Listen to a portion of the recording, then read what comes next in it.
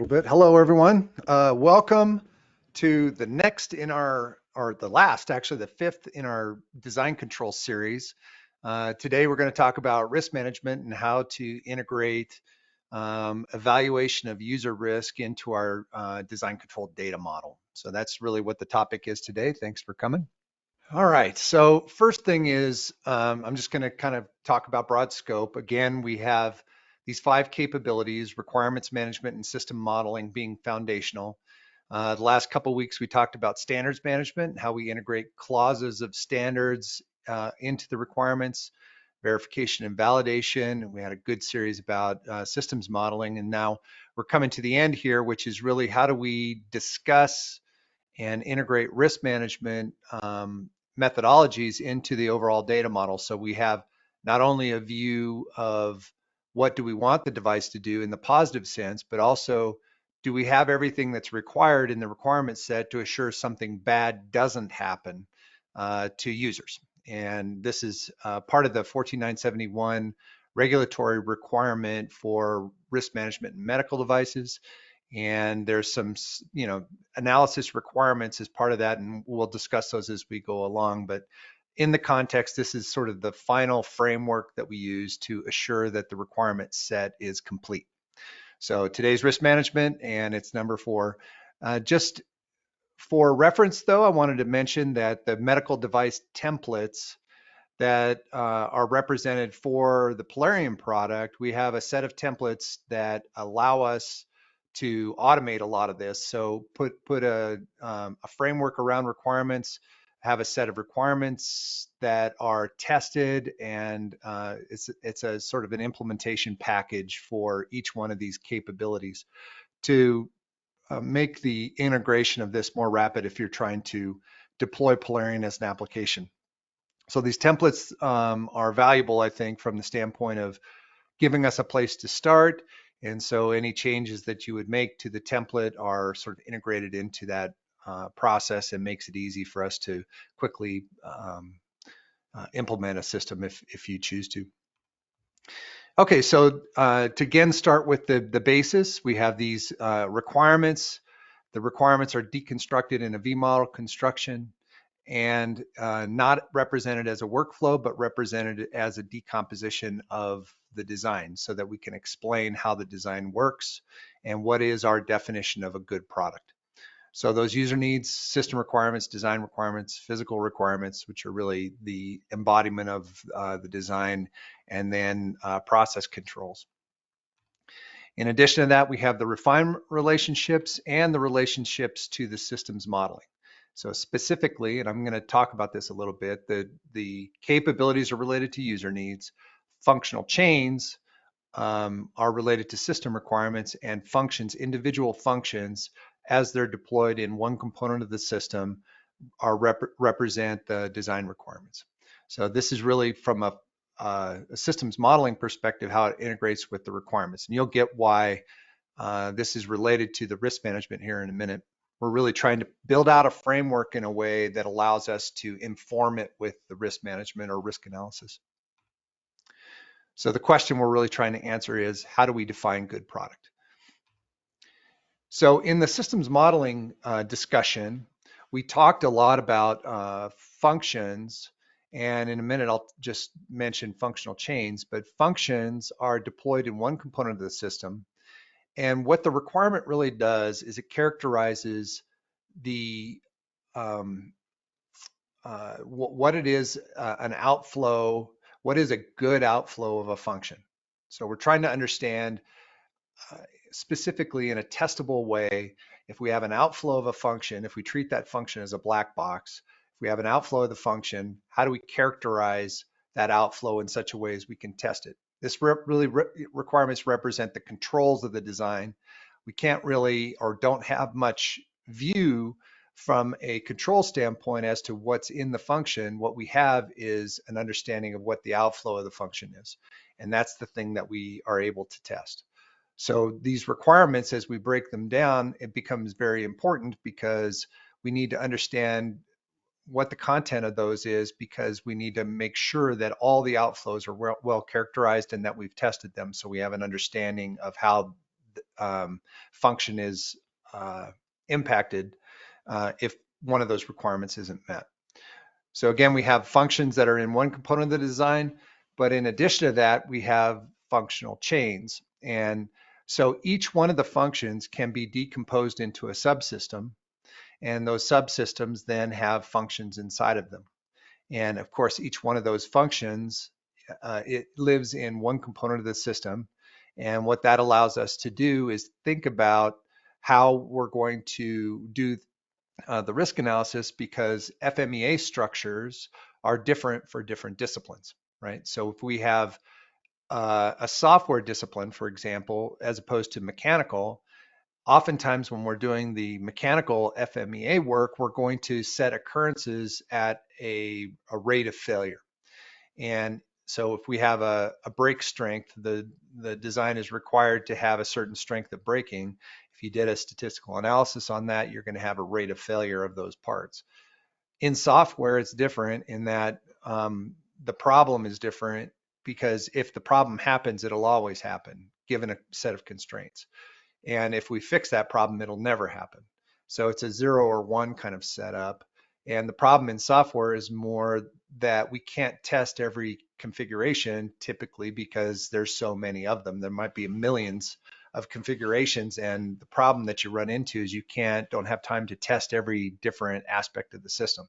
Problem is really inherently different for software FMEA than it is for mechanical. But if we have a function and an outflow of that function deployed in software as opposed to in hardware, we're going to have different FMEAs. So we need to understand whether that function is being deployed in a person, in a software module, or in a mechanical setup, because we're going to analyze that risk differently based on where that function lives in the system. And so that's really one of the problems that we have. Now, these functional chains, you can imagine that we get outflows of systems that are different than the outflow of the function that's deployed in one component of the system. And we need to have a distinction between those things, because the tendency is to look at the functional outflow and not look at the functional or the outflow of the system as a whole, and separate those so that we understand the testing and how the testing is different between the system and the individual functions, individual components.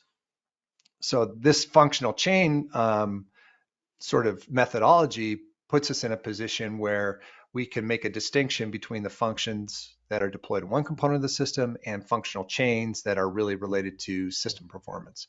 And not only that, but be able to flexibly blow up a function into a subsystem and understand subsystems to systems as well, so that we have this layering of systems, and we only need to define as much of it as we think from an engineering perspective is necessary, either to control risk or to provide the function of the system as we describe it.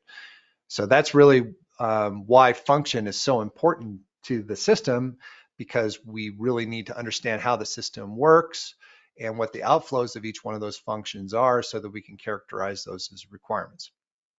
Okay, so this is all important because we're going to end up evaluating from a risk perspective each one of the functions and what requirements are associated with them, so that we can make assure we have controls in place to assure that those functions are met with indirectly with the requirement set.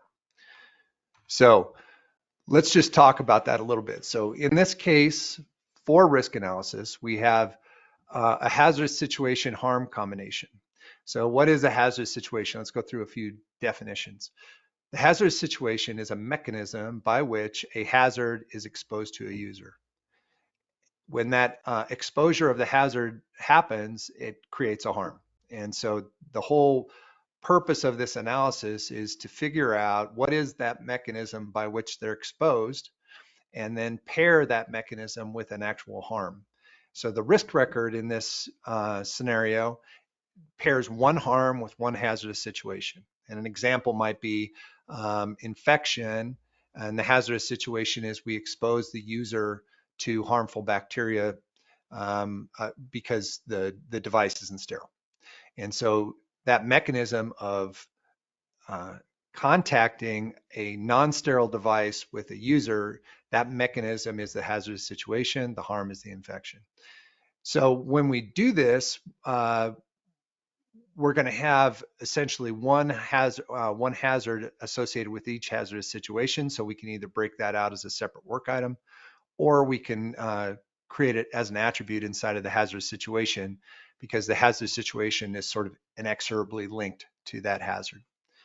So when we then refine that, essentially what we're doing when we attach the design requirement system to the hazardous situation, those requirements are all outflows of functions. And so what we're essentially doing is we're saying that this is our control set that's going to allow us to fully mitigate the occurrence of that mechanism, to assure that that mechanism never happens.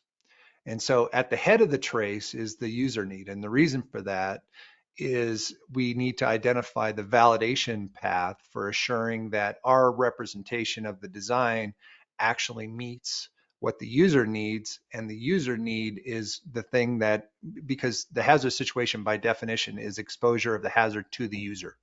And so at the top level of the V, basically what we're saying is this entire design is going to be a mitigation strategy to assure that hazardous situation doesn't happen. So the head of the trace is a user need, which is refined by system requirements related to the so the user needs are related to the system capability. The system requirements are related to the functional chains, design requirements to the functions, physical requirements, and then process controls are the manufacturing piece of it.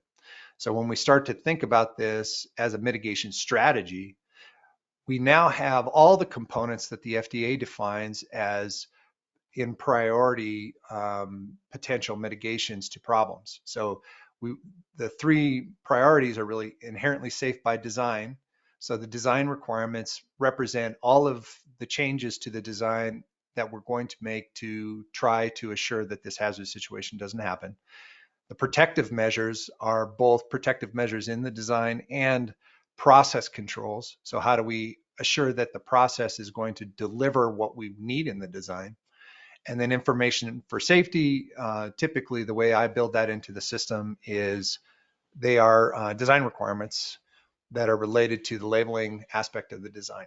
So when we have this full decomposition of all the different requirement sets, what that does is it puts us in a position where we have an entire mitigation strategy and everything that we can control in the design, the labeling, the IFU as part of the labeling, the mechanical design, the software, everything that represents these three categories is represented in the requirement set. So when we look in the reporting structures as we go forward here, it's going to show the head of the trace, which is the user need, but remember that the traceability represents the entire decomposition of the design as it's related to mitigation of that hazardous situation. So it's really all the requirement types, not just the head of the traceability. So this is really part of systematically evaluating the product. We want to look at the entire design, and we want to integrate the FMEA structures into the data model so that when we do the analysis, it informs the requirement set. And hopefully at this point, you can start to see these outflows of the functions are what we're evaluating to be sure that we've characterized what that outflow needs to look like for the next level of the requirement to be met. So I'm going to talk about that a little bit as we go here. So you can imagine one of the things that we want to be able to do when we have established that a risk record is of high risk. So we have a harm hazard situation combination that represents an A risk as opposed to, like on a 1 to 5 scale, it's a 1 risk or a 2 risk rather than a 5 risk. Once we tag that as a high risk, that combination of hazard situation and harm, what it allows us to do is then progress that high risk status down the traceability chain to all the requirements that are related to that hazard situation harm combination. And what that allows us to do then is test with a level of rigor that's appropriate to the risk that's being identified, and also probably helps us to understand how much work we want to put into the mitigation strategy. So if I have an A risk, that A risk might need alarms, it might need dual functionality, might need all kinds of things because it leads to user death and it has a high occurrence of potentially happening as part of this mechanism. We want to make sure that it's mitigated properly.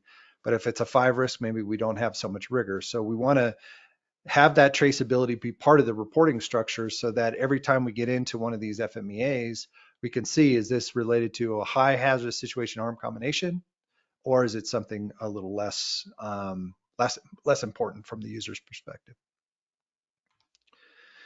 Okay, so one of the things that we want to do here is, so we have this progression from harm, hazardous situation, user need through all the requirement sets. Well, the risk record, because it's been identified as the thing that we're mitigating, because the risk record pairs one harm with one hazardous situation, that defines what hazardous situation we're talking about. So the mitigation strategy then is related to the risk records. So each one of the requirement types is then established to the risk record, and now we have a mitigation strategy, because each one of these requirements, there might be multiples of each. There might be multiple user needs that need to be validated to assure the hazardous situation was cared for, but also multiple system requirements, design, physical, process controls. You can imagine there might be 50 or 100 different mitigations that are associated with controlling that particular hazardous situation. So when we do the risk management report, what we're going to want to do is identify every one of the requirements that are associated with mitigation of that hazardous situation. And we're going to establish those to the risk records so that when we do the reporting, we see the entire mitigation strategy. So one of the things that I've found to be sort of a miss in a lot of systems is people think of hazardous situations like a bag puncture as a hazardous situation. The bag puncture doesn't relate directly to users. So by definition, it's not a hazardous situation. The hazardous situation is exposure of bacteria to the patient, if you get the difference there. So what I'm trying to do is say, okay, we might have a design requirement that has performance of the bag as it's associated with it, but the user need is really that the device be delivered sterile. And you can imagine from a systems modeling perspective, that's a very different thing, because not only do we need to be sure that the sterile barrier is intact, but also that aseptic transfer techniques are used, that the sterilization validation, process validation has been done properly. When you start to think of it from a systems perspective, you're going to have a much different view of that hazardous situation.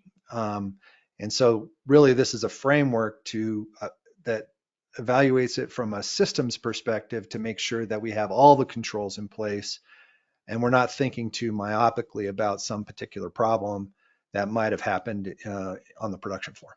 So this risk record really becomes the capture point to understand what is the mitigation strategy across the entire requirement set.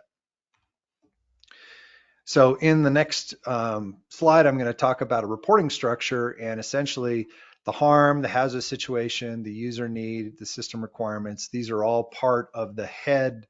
The user needs the head of the trace, and the system requirement continues on as a progression. But the reporting structure then looks something like this. So it's really a spreadsheet format. People are pretty familiar with the cells of a spreadsheet, but this is all driven by work items in the system. So essentially what we have are the risk record, the harm, and the hazardous situation.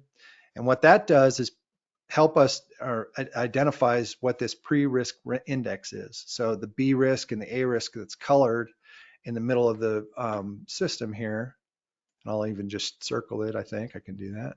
So the risk index here is calculated from metadata that's associated with the hazard situation and the harm. And so now any progressive requirement that's been attached to this as a mitigation will end up being tagged with a minimum risk of the B risk. And if there's another hazardous situation that leads to an A risk, it would be the maximum of those. So each one of the controls that we have identified here as user needs then would be tagged at minimally as a B risk, and each one of the ones that are here would be tagged minimally as an A risk.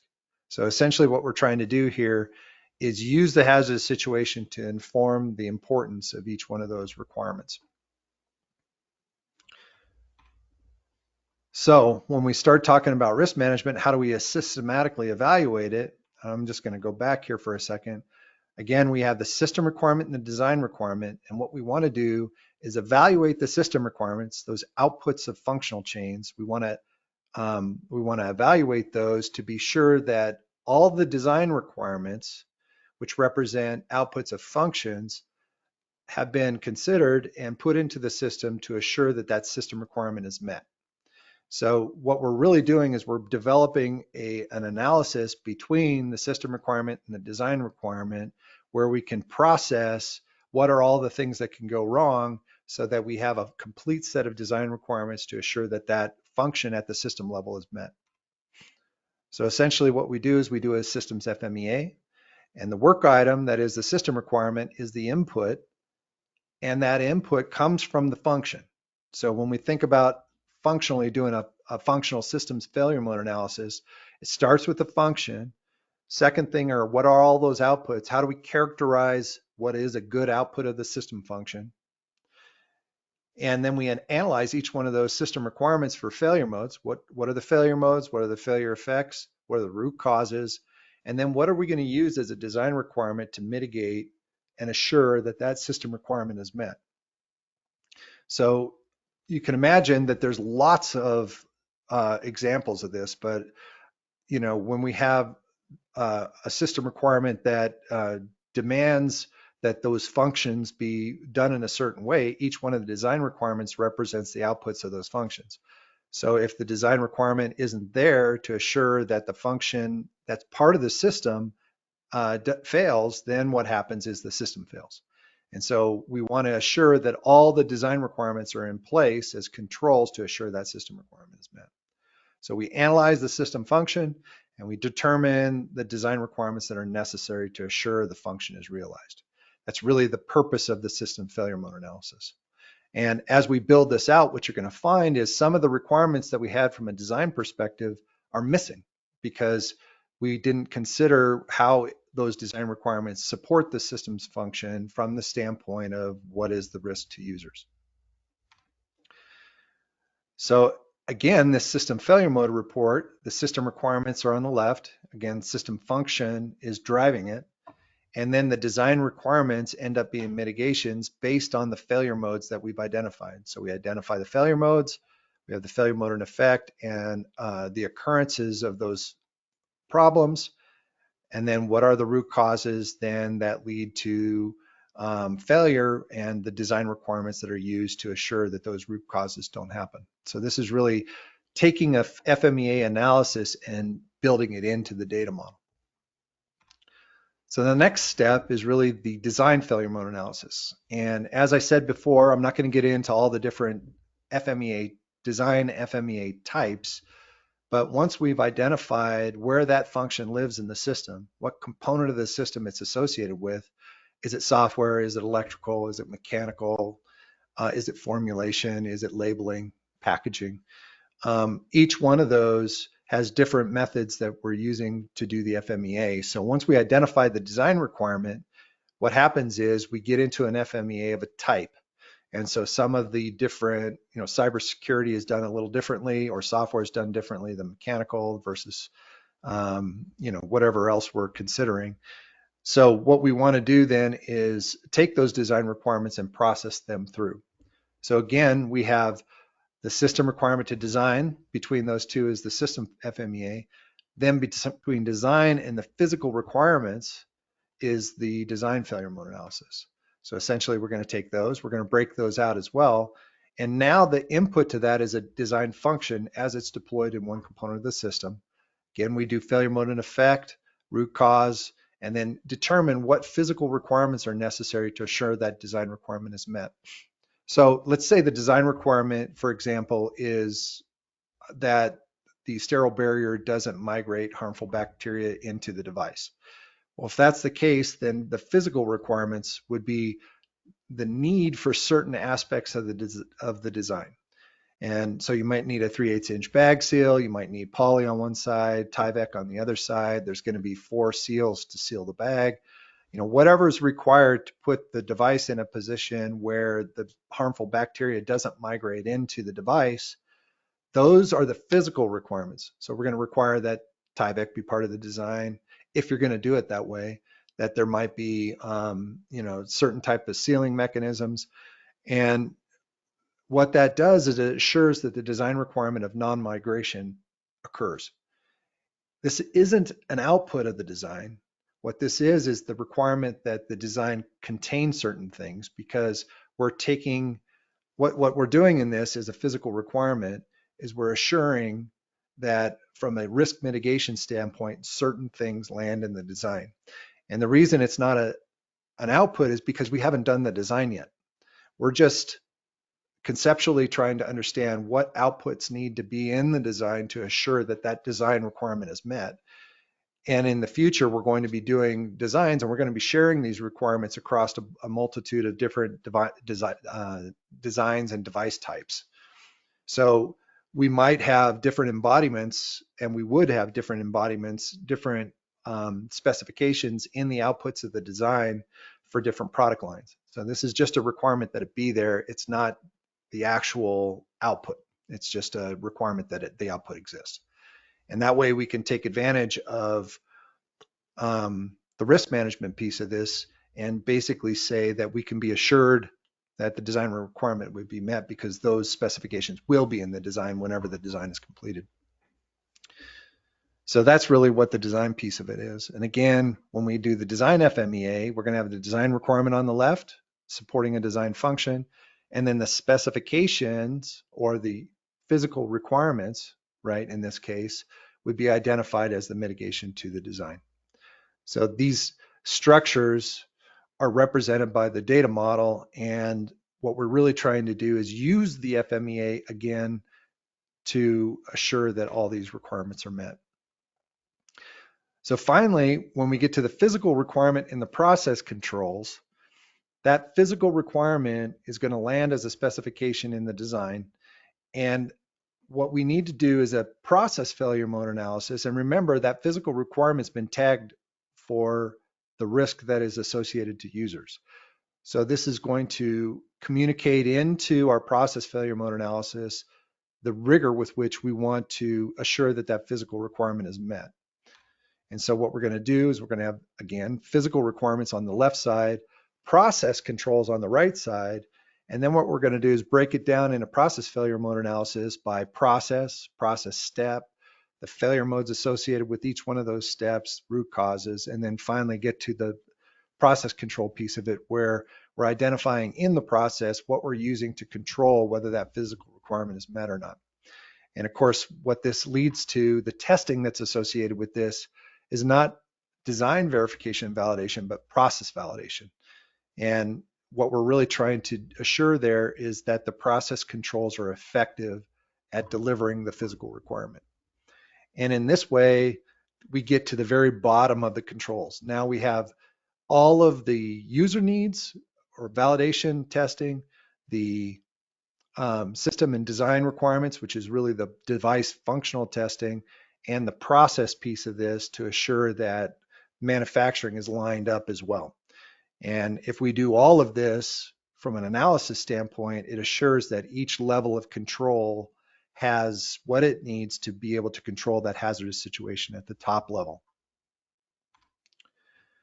So if we pull this on the horizontal, then what we have is the risk management report, which is the analysis of the harm and the hazardous situation, then the system FMEA between system and design, design between design and physical, process between physical requirement and the process controls, so that we have an analysis that sits on top of the data model and informs each level.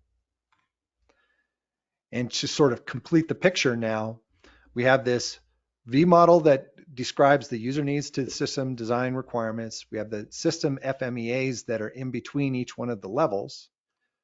In addition to that, we have traceability now based on the systems modeling discussion we had before. We have traceability to the capabilities, functional chains, and functions of the systems modeling application. So we understand where all these requirements came from. We have test cases that are associated with each level of requirement. So we have the traceability not only to what we want it to do, but also evidence that these requirements comply with our definition of what good product is.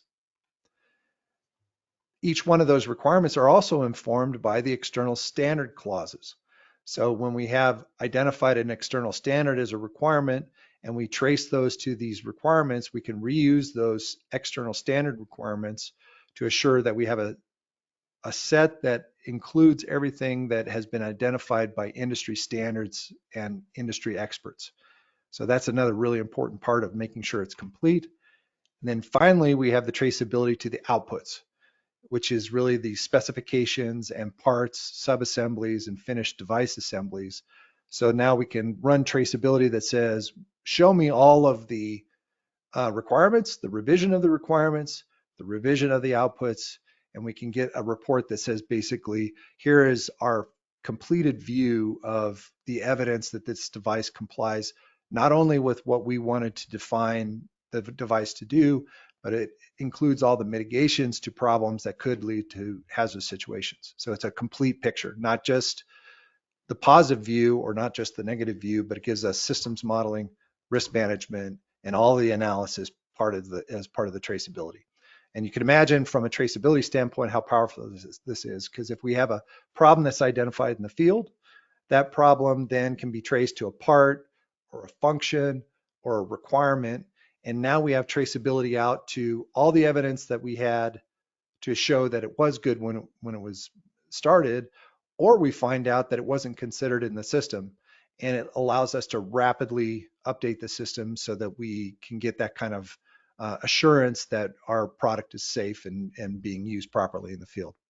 So that's really the complete picture. So just to finish with today, this is our last of the design control series. These are all my contact information. And again, if you have need of templates to drive this kind of automation and to complete the picture for your company, I'm happy to help with that. We have lots of YouTube videos around a variety of different topics: design control, design excellence, operational excellence. And I just encourage you to get on the YouTube channel and take a look around. Please subscribe to the channel if you have the opportunity. I'd like to do these as streams from YouTube, and I need to get enough subscribers to make that happen. But if you need to get a hold of me or schedule a meeting, please feel free to do that. If you put in the subject the word information, it'll bubble right to the top of my email. So thanks again for being part of the design control series, and look forward to our next session, which is going to be how to do value assessments around these capabilities, both from a top-down perspective and a bottom-up. I'm going to do that on January 9th. Hope you'll attend that as well. So thanks so much, and have a great Thursday. Appreciate you coming to lunch with Larry.